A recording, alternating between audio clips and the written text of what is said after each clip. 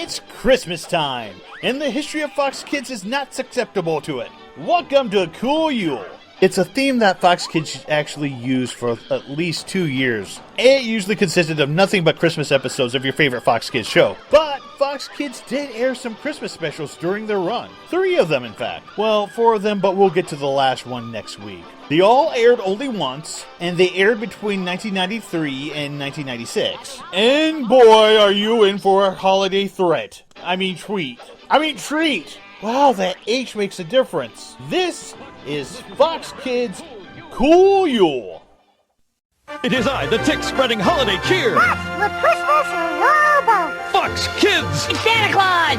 Fox Kids. I love surprises. Fox Kids is what? Fox Kids is... Presents. Snow. Santa? Fox Kids is what? Fox Kids. Cool. Sounds like Christmas. Fox Kids. It's snowing in here. Fox Kids. Ho, ho, ho. Fox Kids is what? Fox Kids is... Okay. delightful. Fox Kids wishes you a very cool Yule. Trolley's Christmas Sing-Along. I'm not even sure that this actually aired on Fox Kids, because I'm going by the Wikipedia page when it comes to this special. I don't remember it airing. Let's give it the benefit of the doubt. I am going to go through it quickly because it's really bad. Well, aren't these just Cabbage Patch Kids with long hair? This was aired in 1993, and good gravy. They almost look identical to the Trolls in the Trolls movie. It's mostly singing, and the banter is written by a 5-year-old. But we do get a villain. He's the best villain in the world, by gum. His name is Toady Trolley, and he hates Christmas because we don't get any reason. Just listen to this plan. Their Christmas tree light switch. When they turn it on, I'll turn it off, and their joy will be gone. So he's going to ruin the Trolls' Christmas by flipping a light switch. Again, written by 5-year-olds. Because not even the worst preschool shows are this bad. Now the bad trolls do disguise themselves as some acting troupe who interferes with the trolls' big Christmas play or sing-along or whatever. But it's hardly entertaining, especially when there's dialogue like this. And for those of you out there in Radioland who haven't guessed, here with me is my good friend, Olaf the Oak. Thank you. And don't forget me. Now, who could forget you, Cherry? Well, you just did. Oh, sorry about that. Now, if this did air on Fox, then you have to remember what kind of shows were on that were around this. Eek, X-Men, Tasmania, Tiny Toons, Power Rangers. How does this fit in with that? In the end, Santa Claus saves the day because one of the bad trolls has a good heart, actually. I don't want the trolleys to be hurt. And Santa pretty much stood there and said, stop it. On to the next special. See merry mutants and Morlocks coming up next this morn. What about all my presents? They'll be mixing up cheering, cooking up a storm. I call upon the raging wind. Watch an all-new adventure, my pine-scented friend. This is your first Christmas as an X-Man. Coming up next on Fox Kids Cool Yule Weekend. Christopher the Christmas Tree. Based off of the song with the same name, this one is about trees looking forward to their inevitable death. Yep, these trees are excited about being chopped down, placed inside a house, and slowly dying. Boy, we're starting off morbid, aren't we? We have a bunch of talking trees who are mocking a young sapling, Christopher, who hopes to be placed in someone's home as a Christmas tree. The other trees are cut down and taken to the Christmas tree lot. And then Christopher starts, I guess, singing, but the narrator starts talking over it. It's too bad because it could have been cute. After that, we get to meet Now family, who, I guess, are supposed to be smart. I guess the graduation caps give it away. But the dad yells at his son called Hootie for reading the book upside down, calling him an embarrassment to the family. But we all know through internet Facebook memes, only the smart people can read books upside down. Because he gets yelled at, Hootie runs away. I'm beginning to understand why this isn't a Christmas classic. The writing makes no sense. After a cute song and a journey, Hootie ends up almost dead from the cold at a cabin. The people at the cabin take him in to warm him up. And then the people start talking about why we have the star on top of the tree. Talking about the star leading the wise men to Jesus. This is kind of surprising considering it aired in 1994. The people could not keep Hootie, so he continues his journey until he meets Christopher the Christmas Tree. Which means that thing with the cabin wasn't important. It was only there to get that message out. We get another song that the narrator talks over, and Hooty decides to stay with Christopher as Christopher tells him about his dream about slowly dying decorated as a Christmas tree with a star on top. Since the trees have been all chopped down around Christopher, a bunch of animals come to him looking for a home, and Christopher says yes. Then we have a song that was recorded so poorly that you can't understand the lyrics.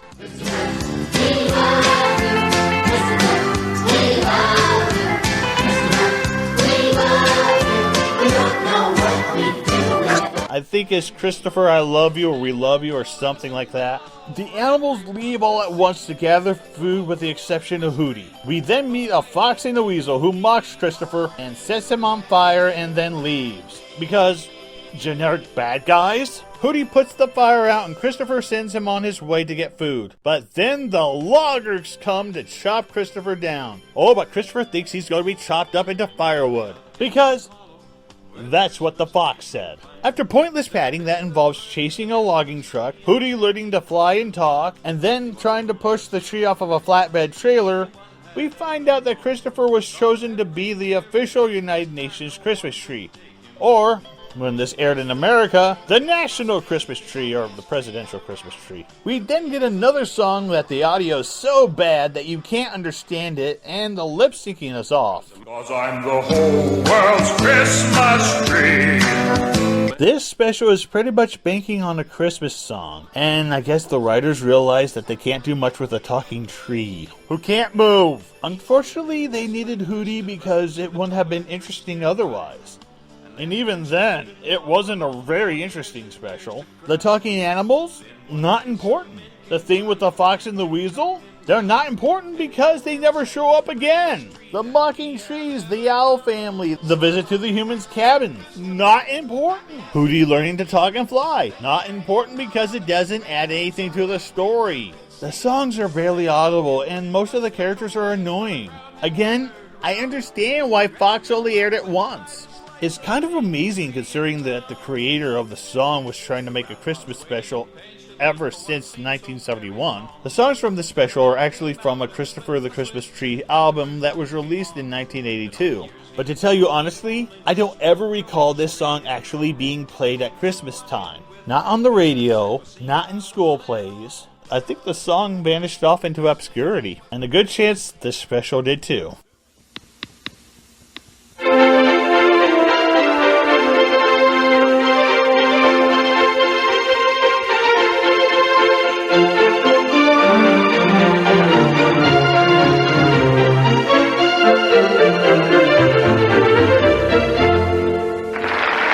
The Balloonatics, Christmas Without a Claus.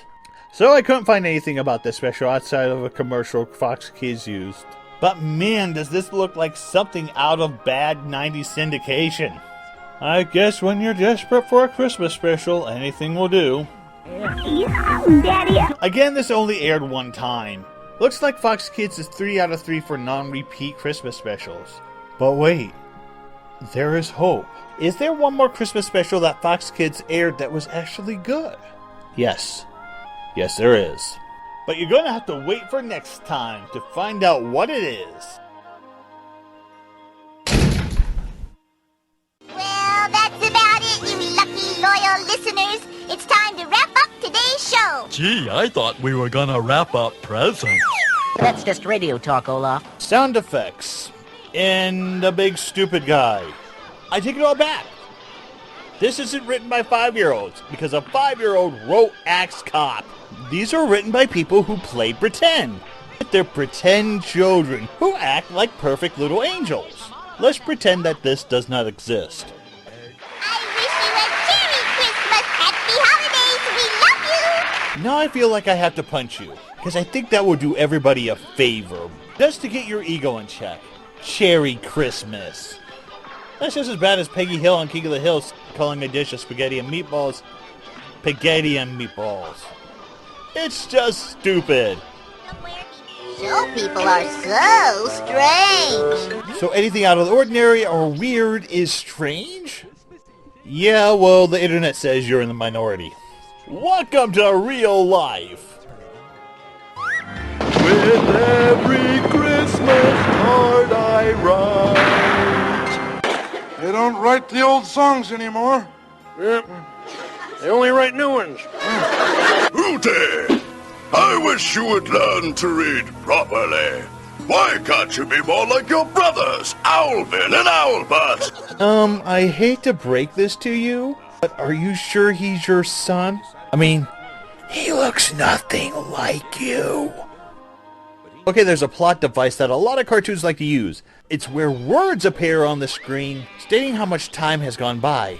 In the case of Hooty running away, we go from winter to spring to autumn to winter to spring again to winter again. According to the special, Hooty has been running away for 2 years. That is kind of stupid. So this boy becomes this man, who's the father of this boy, who grows up to be this boy, where in all actuality, this owl should be dead. Father, I love you.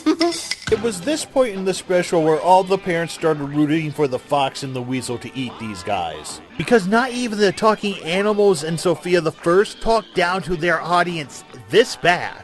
Next time on the history of Fox Kids. All right. Let me tell you about my family. Hey, here we go now, it's bedtime again. Let's take a look and see what's happening. Roller coaster ride, no surprise. It's like with Louie, Louie, Louie. Like with Louie, Louie, Louie. It's like with likable, lovable, completely huggable. It's like with Louie. You had to look at the spoilers. Honestly. You couldn't wait, could you?